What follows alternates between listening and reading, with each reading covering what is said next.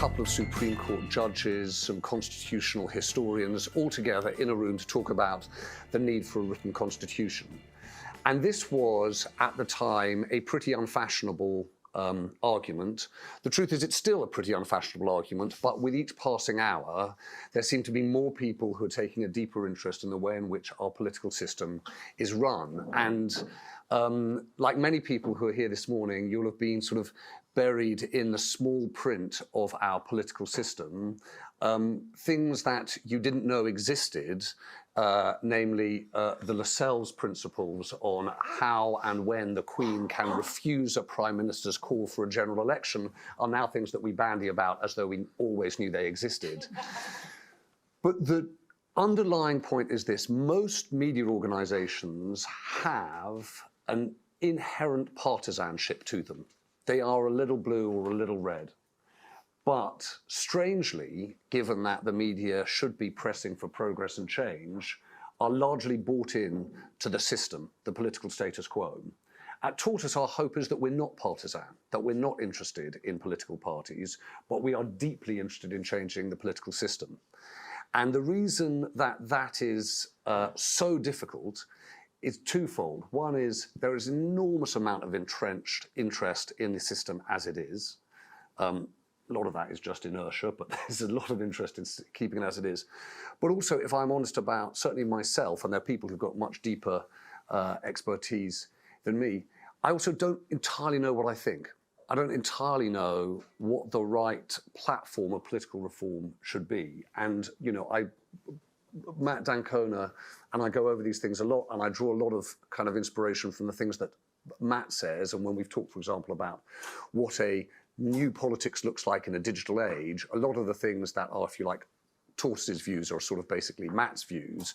But what we're trying to do is use the process that started in 2019, talking about a written constitution, broaden it out and say, actually, we're really interested in the rules. We're really interested in the way in which our government operates, the way in which power is exercised and held accountable, not just in Parliament, not just in political parties, but power more generally. And with that in mind, we came back to this subject at the start of the year. Peter Kellner, who's here, very kindly helped us think through what are the questions we should ask if we were to do a proper poll of democracy in Britain.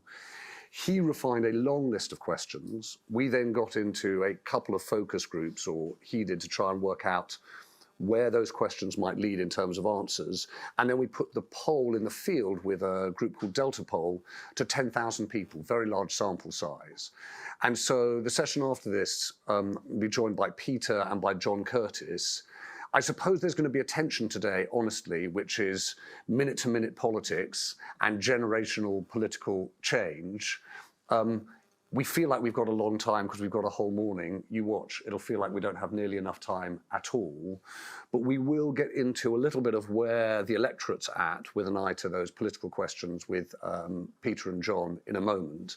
But we really wanted to start, partly, Gina, because I think the work that you did in the aftermath of the Brexit referendum forced us to think about the way in which we just assume certain things about our politics. And many people will know Anand Menon, who runs Britain in a Changing Europe. Is it called Britain in a Changing Europe? UK. See, there you go. I was worried about the changing. UK in a Changing Europe.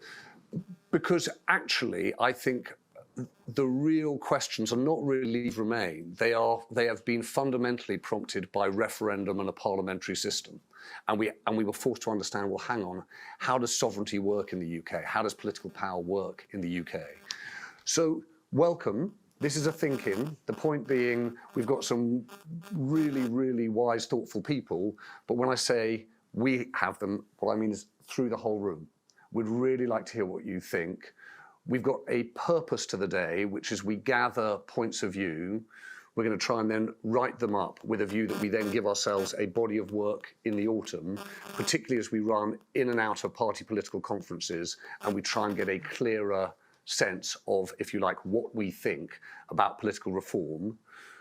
We're going to be almost entirely Tortoise-like. Let's go slowly, try and understand it, make some progress, with the exception of Barney McIntyre, who's our one hair. If any news happens, let's say, for example, you appoint someone Chancellor of the Exchequer 48 hours ago, they ask you to resign the following day, and this morning he says... Just a quick update then. Yeah. So, in the last half hour, Zahawi and Wallace have both said that they should ask the PM to resign. They have not resigned themselves, but that's just recently. So Zahawi's not resigned, but neither he's has asked Wallace, the PM... but they've both called on the PM to resign. Oh, Donald has resigned. Donald has, yeah. 2 days. It's absolutely great. It's like a whack-a-mole here. All right, okay, fantastic. The new thing though is to demand resignation, say it's all terrible, but stay in your job. Stay in your Yes. job, yes, I know. It's the new groovy thing. Is it you? I thought you resign and you say you're running. Oh, no, you don't No, resign. no, you don't resign. This is an Nadeem Zahawi. You get a promotion, Yeah. and then you tell your new boss, thanks for the car and running the economy and everything, but could you bugger off? Yeah. It's a a new way of doing it. Ben Wallace has obviously joined in. So why don't we start? Look, we were just talking before we got started that there is, if you like, a big debate to be had about the politics of all of this when we talk about democracy, and there's a debate to be had about the rules. Well, Gina, why don't you start with how you see the politics of it, and then I'll put the same to you. How are you interpreting the coincidence of the politics and this fundamental question of the rules? I think they are linked, and I think they're sort of a consequence of each other, because if you have a system with very few rules, checks and balances, and the good chap theory of government, you're always presuming there will be a good chap and that they'll operate within the norms of values and principles and honesty and integrity, and all the principles and Nolan principles we expect. But what happens when they don't? And that's been my concern now since 1998. So I've been, talking about this for a long time. Nobody wanted to listen at that time. But, as time has gone on, if I answer it slightly differently, there is that in every other walk of life, we have been improving governance, transparency, scrutiny. We've expected people to behave differently in positions of power throughout every sector of our lives, apart from politics, because somehow that was put to one side and said, no, trust us. What happens when there is no trust? Because that's, I think, at the bottom of everything, is there is no trust. And I can tell you from not just the polling, but going around the country for the last 3 months, it is not just about the Conservative Party. It is about the entire system.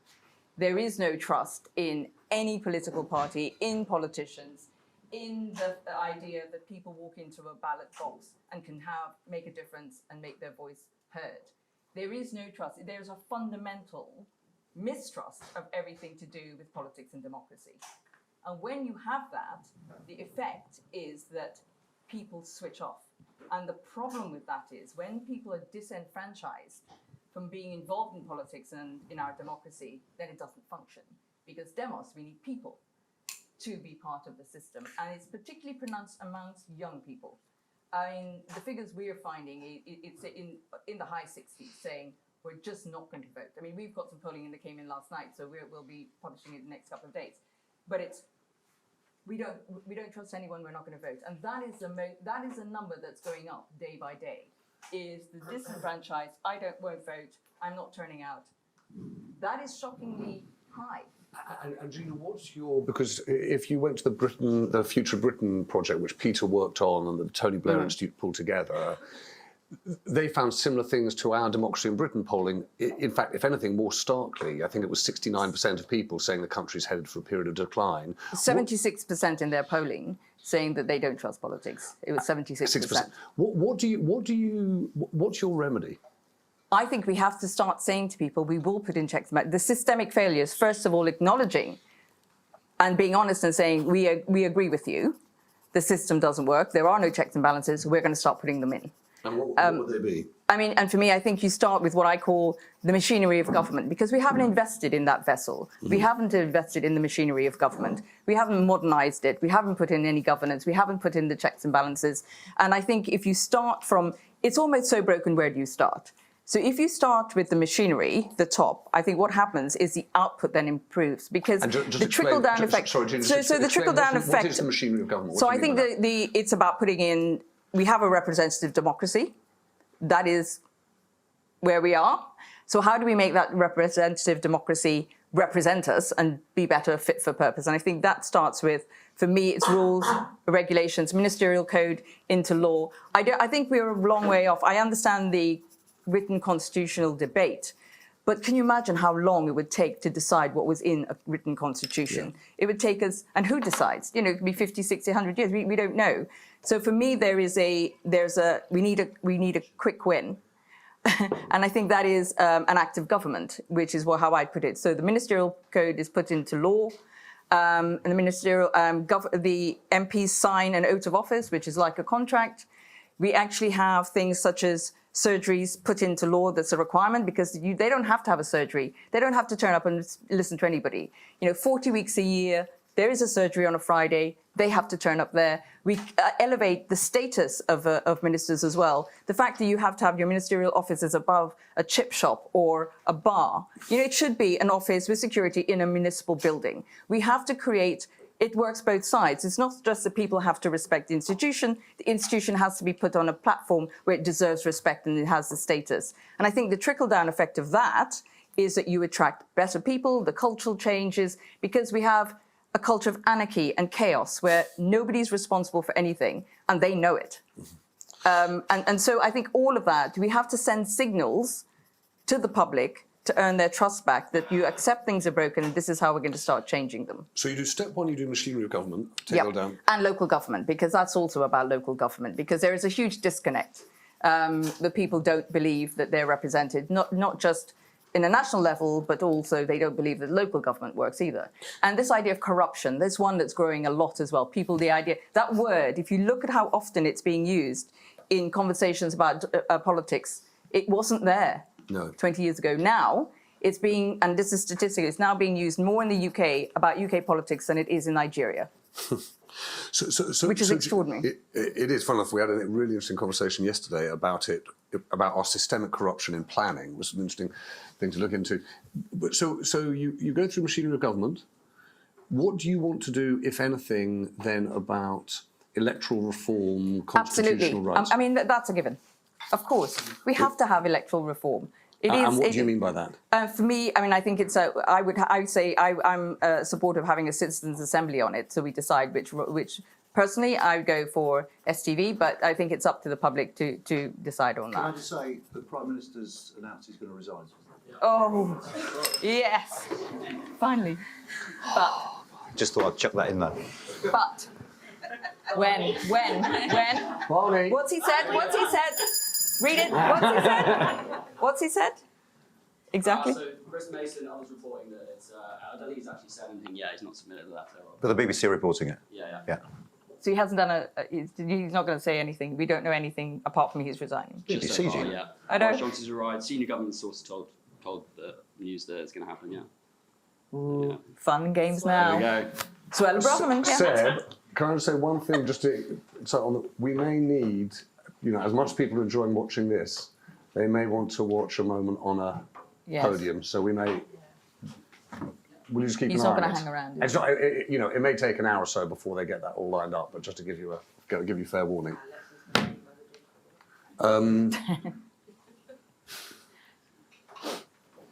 Just thought we'd just drink that in for a moment. I mean, he's going to go down in history, isn't he? All sorts of reasons. All sorts of reasons. As I think Conor My Burns God. I think it's a knows, moment yes. to heal, which is why I today will be putting my name forward. Just got a home to go to.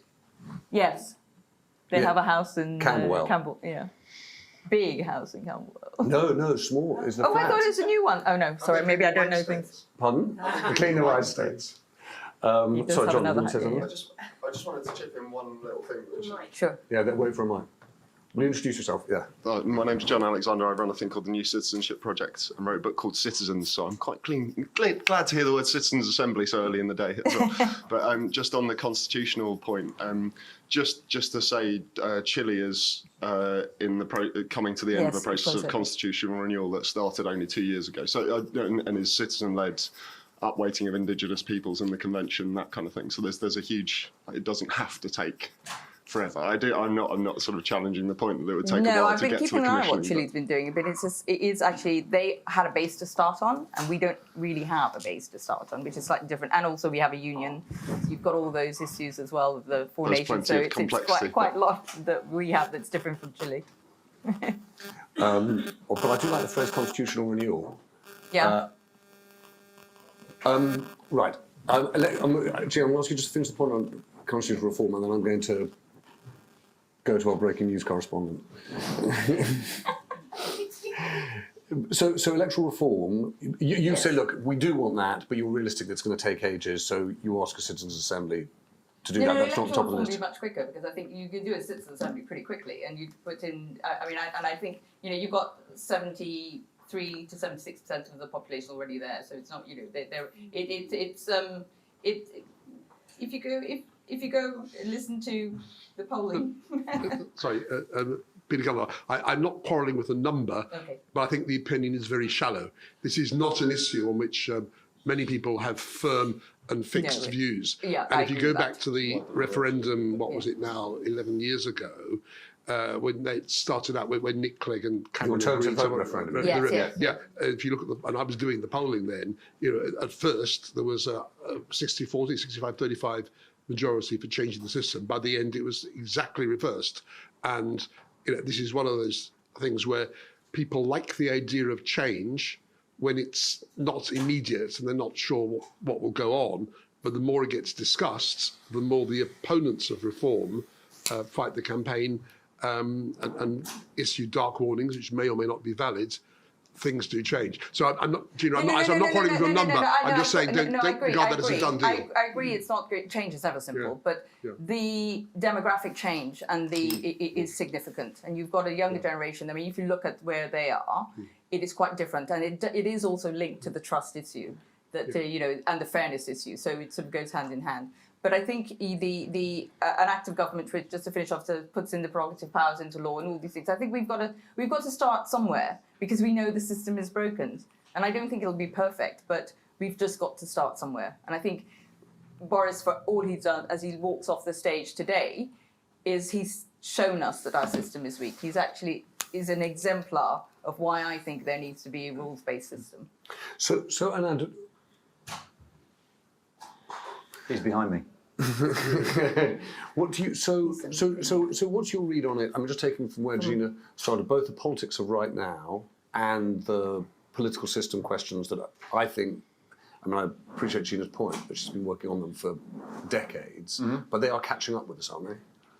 Yeah, I think there's a danger with focusing excessively on the politics right now, because I think a lot of the stuff we're experiencing has been a long time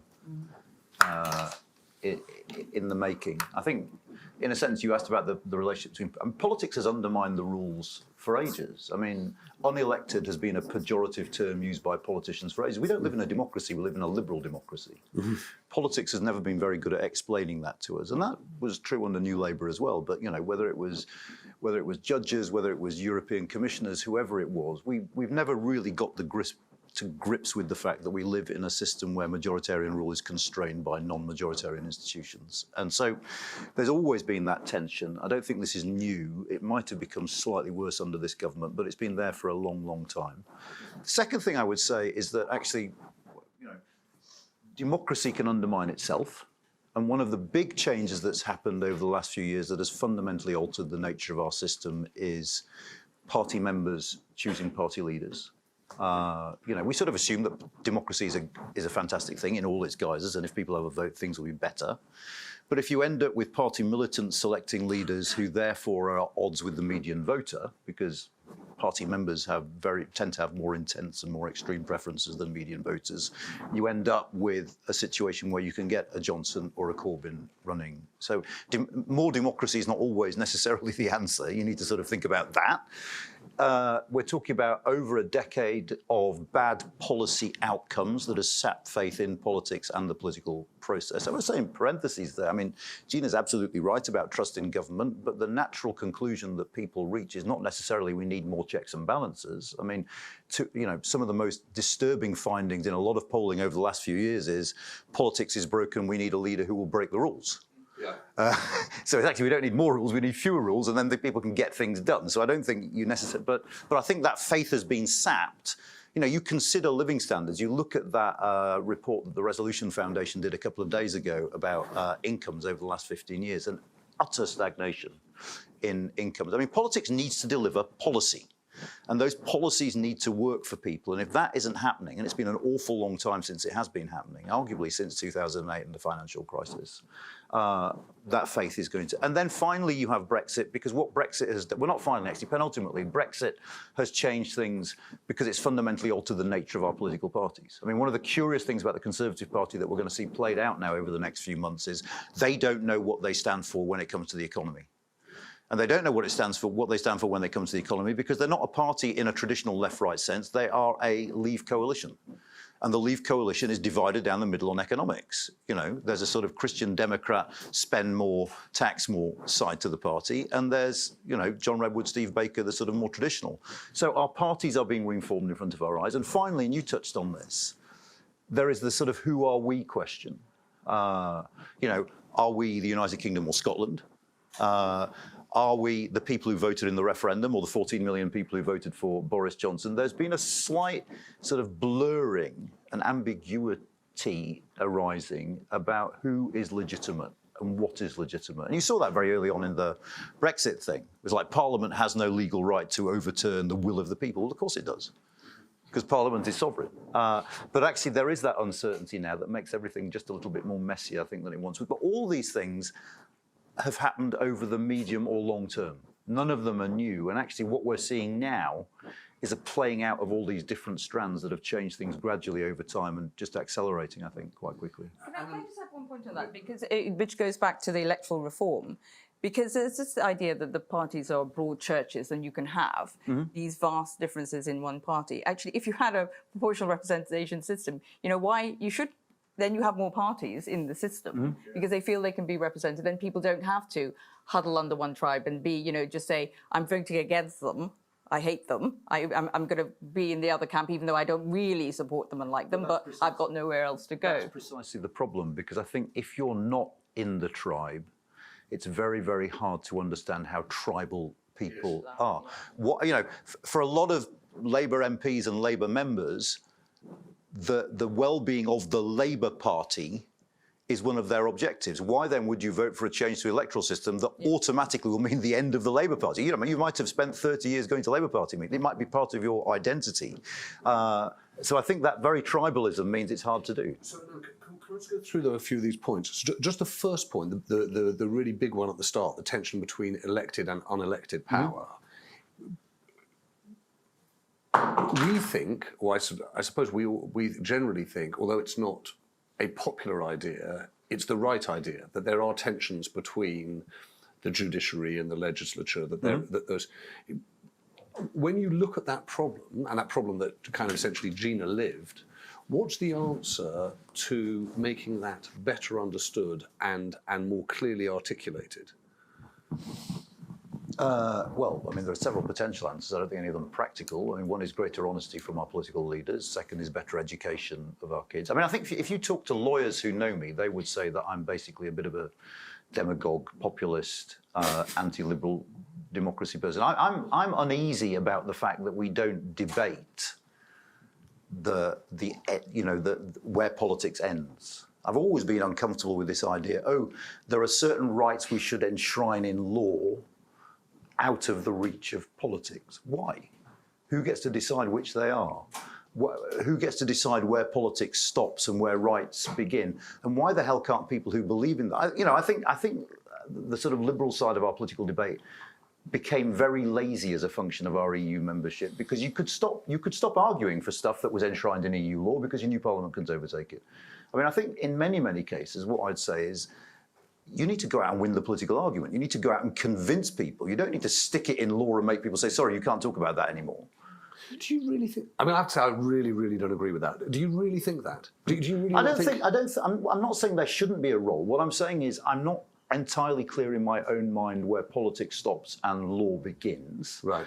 And I'm not entirely sure we've ever had a proper conversation about which rights we should enshrine and why. And I suppose we've I'm had not this- debating there should be some. I just would be hard pressed to give you a definitive list. So I appreciate this getting quite whiskery quite early in the day, but the issue. I my think job. is that no, but the issue here, Anand, is I think like a really fundamental one, which is exactly as you say. For a generation, it's been quite easy to pile in on whether it's judges or bureaucrats or, heaven forbid, experts. But actually, we had this hilarious conversation once, didn't we, about what we really want now is more institutional liberalism, i.e.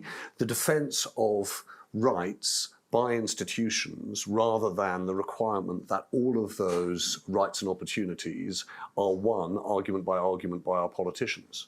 And so that's the reason why this fundamental question you asked right at the beginning is pretty key. We do have to have some understanding of what's being decided by politics and what's being decided by institutions.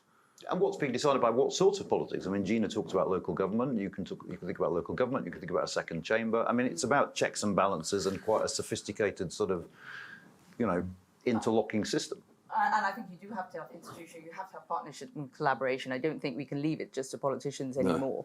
And I do think that, for sort of developing policy or policy areas, if you have experts, you can't then just rely on the data. You then have to look at the experience and how it's delivered and how it's received and how those policies. You do need, I think you need collaboration amongst different organisations to develop policy. And I thought that was interesting at the event last week because, the Britain Future, because there are an awful lot of experts there. And actually, I became quite worried that some of those experts were talking from a commercial sense in their input. And I thought, well, I don't want Snapchat to decide what's on their platform. Oh, I see, I don't I see. want, I mean, you have to, so you can't just have the institutions or the corporates, And this whole idea about checks and balances, because I go back to this idea that in every other walk of life, in business, when you go into work somewhere, there are checks and balances, there are rules, and you do know how you behave, because it's not about having everything in a checks and balance or in law. It's about creating a culture and an expectation that there is redress if you step over the line. And I think it's a cultural issue that goes as well as rebuilding trust and the checks and balances. But again, that's the question. So let's just say we have an independent central bank. We have an independent central bank because political time horizons are short, and we had enough of politicians cutting interest rates before elections to win votes, with the subsequent impact on the economy over a period of years thereafter. We thought, actually, we can't trust them with that. That makes a lot of sense, okay? Why can't you say, let's do the same thing for tax? Because that would obviously not be right if tax was set by independent experts. Where does that line lie? Because, I mean, if you look at the debate that's gone on inside the government over the last week, outside of the leadership thing, it has been quite clear that whoever was going to come in as Chancellor was going to try and cut taxes, not necessarily because they thought this was good for the country or the economy, but because it was good for their leadership prospects. It's exactly the same thing. It is short political time horizons. And my question is, democratic politics might not lead to optimal policy outcomes, but we need it. And one of the things we also need to restore. So I agree. You don't want an independent tax regulator, but I used to work at the BBC. I would argue that you do want an independent body that sets the licence fee. Yeah, that shouldn't necessarily be done politically. Gina, I just want to hear. Just quickly on the independent, the Bank of England, independent. We've got a political appointment at the top of the Bank of England now. I'm sorry, but that person, Bailey should never have been there. But he was a Brexiteer, and that's why he was the worst possible person to get that job. And he doesn't have the capacity to get us through the next few years. He should be gone. So that was a political appointment. So you can still have political appointments in independent institutions and Quangos. So it's not. We can have a discussion about. And just before I'm going to come to Matt, saying just on the second point you made about party members choosing party leaders or government leaders, what's your preferred system? Heaven knows the US has this problem too. What system would you move to that you would feel there would be a closer alignment between the electorate and the choice of leadership? God, I don't know. That's not my job. But that is a problem, isn't it? I mean, well, I think there are several problems. I think, you know, Corbyn showed the problems inherent when the membership elects a leader that the MPs don't like, right? Immediate problems there. I mean, I think it's common sense that party leaders should probably be liked by their own MPs, right? I mean, Exhibit A. I mean, look at, yeah, well, exactly. I mean, you laugh, but it's not self-evident if this goes to them. I mean, you know, you have these weird sort of two-phase systems where MPs whittle it down, but the members ultimately choose, and there are all these sort of calculations about it. I mean, to be honest, I don't know. Because unlike Gina, I don't spend my time coming up with solutions. I spend my time inventing problems for people like Gina to solve. All I know is I think that this notion of... the debate about it is really interesting, isn't it? Because it's very hard to argue against democracy. You know, if you take part in Twitter and the debates within sort of Labour circles about it, it's like, what, you're anti-democratic? And that's like a clinching argument. But actually, yes.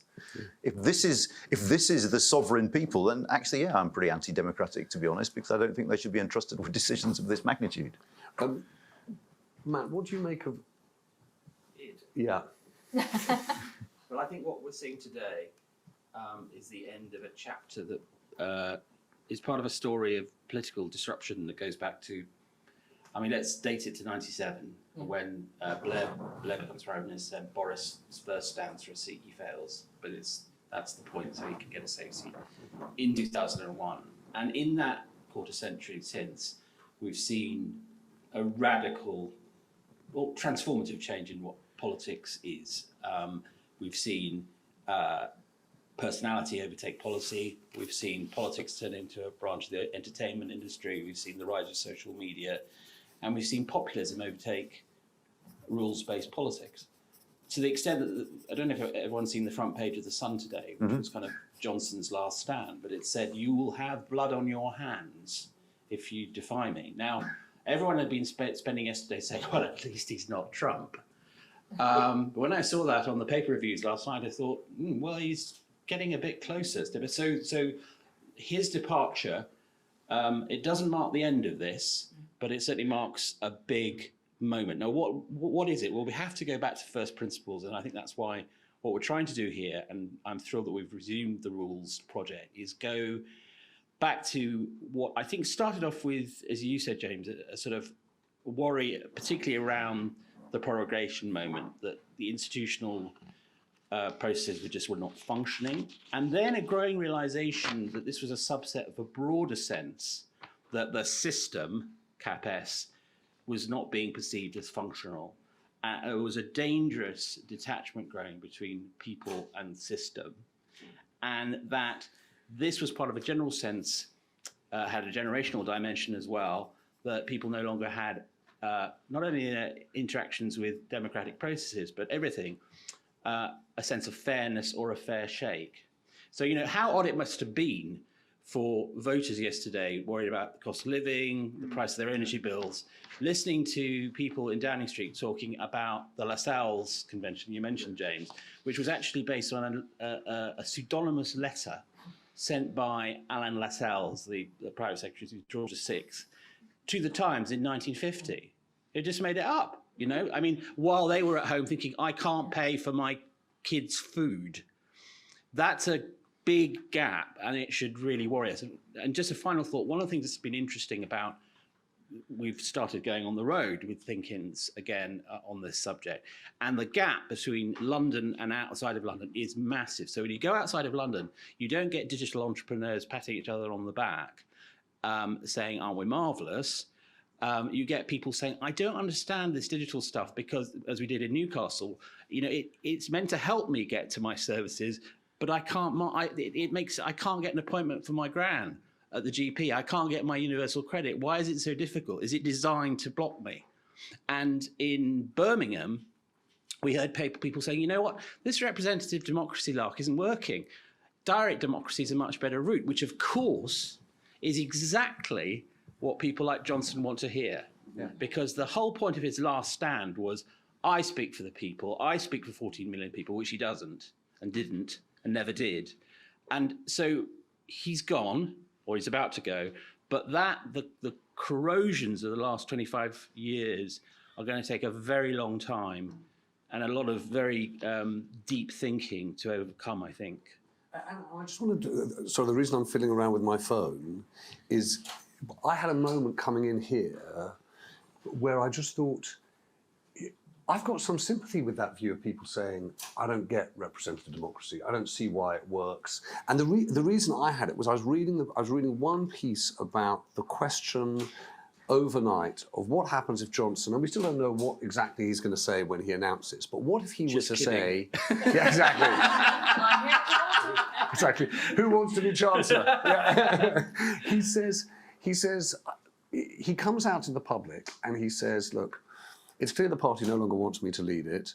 I led this party to the largest majority in 40 years. It seems only right that if I go, the country should get a choice. I'm calling a general election, right?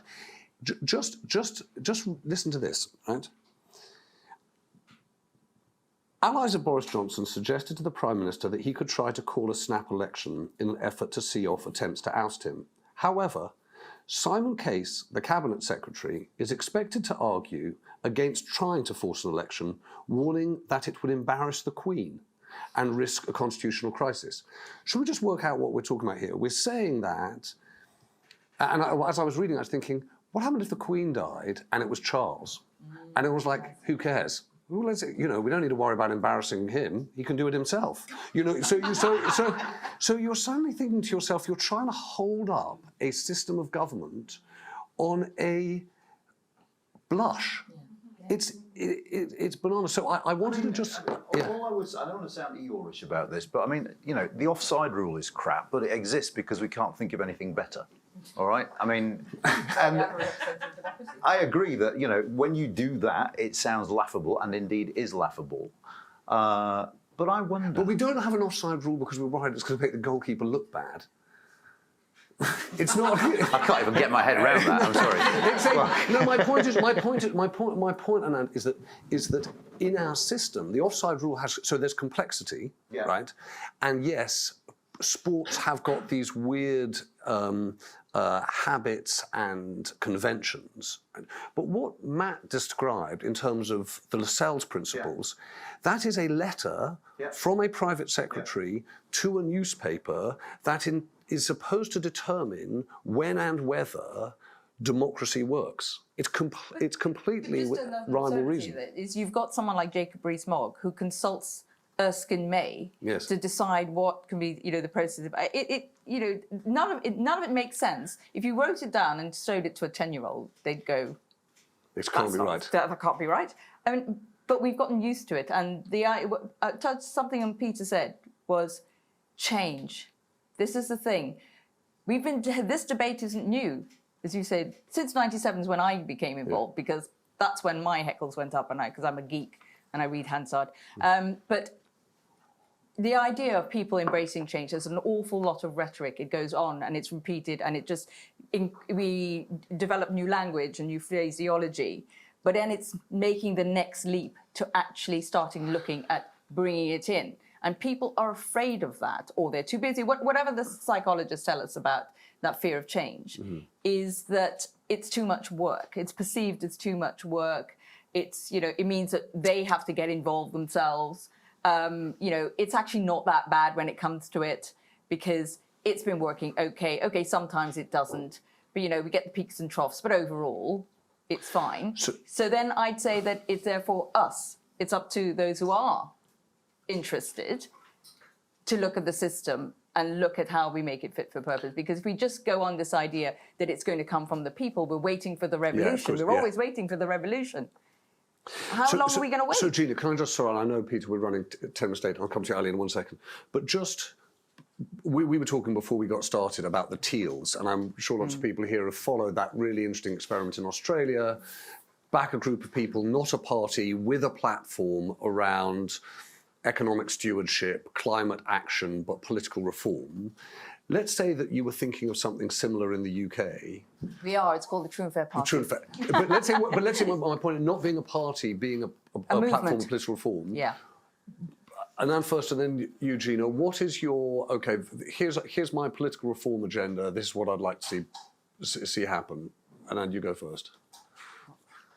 I don't have a political reform agenda. I mean, let Gina go first, and I'll try. Okay, and you go so first. it's just not Gina. Yeah. But the core things have come from people, and we've gone out and tested it, is for young people, number one is electoral reform. It is literally generationally, because they don't trust any of the system. And the view is that that's got to change, and then everything else changes from that. Across different generations, it is the idea that them and us, COVID and the combination of Johnson and this government, people are now ready for the idea that we need to put in checks and balances and that we do have to have some constitutional rules. They're there. I mean, as I said, we're showing the polling next week but the other thing, we've got to have it. So our Teal Moment is basically what I call the 3 E's, which is we go to e-government, which is whole checks and balances, and how do we bring in digital voting? Do we make it compulsory? All those sorts of things about how we bridge the gap between voters and elected individuals. Environment, and it's got to be the economy stupid. We have to have better economic policy. And I would actually, to Anand's point about an independent institution, I think our economy is too important to be a political football, as is education and the environment. So I'd actually have three independent institutions. Anand? I mean, I think there's a tension there between wanting people to be more involved and shutting them out of a say over decisions. So, and I think that's a hard circle to square.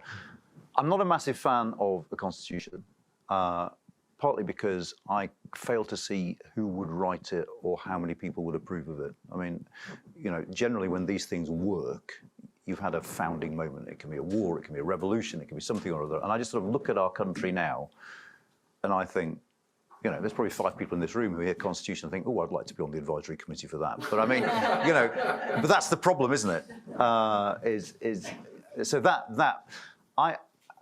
I'm a horrible traditionalist, but I'm starting to sort of hesitantly edge towards the idea of electoral reform, not actually for democratic reasons, but for output reasons. If you look at the challenges the country faces today, from whether it's the cost of living crisis or social care or the environment or the impact of technology on the workplace, they're all medium to long-term problems that require medium to long-term solutions. And our politics, because of its adversarial nature, is structurally incapable of dealing with long-term policy challenges. You hear more and more. One of the interesting things over the last decade, and I don't remember hearing this before, is you will hear government ministers saying we need to have a cross-party approach to this. Because they sort of get that, but of course you never get a cross-party approach to it because there is no incentive on the part of the opposition to play nicely with the government. So I am edging, and it takes me decades, so don't hold your breath to change my position on anything, towards the fact that in order to deliver effective public policies that are up to the scale of the challenges we face, we need to find a way of having a different sort of politics, and I think that probably will require electoral system change. And Gina, thank you. The way this is supposed to work is it's quite informal. There's a reason that we've got croissants and food and coffee. Please go and help yourself. While Peter gets mic'd up, please join me in thanking Gina and Anand. I hope Matt will stay here, and I'm going to hear from you too.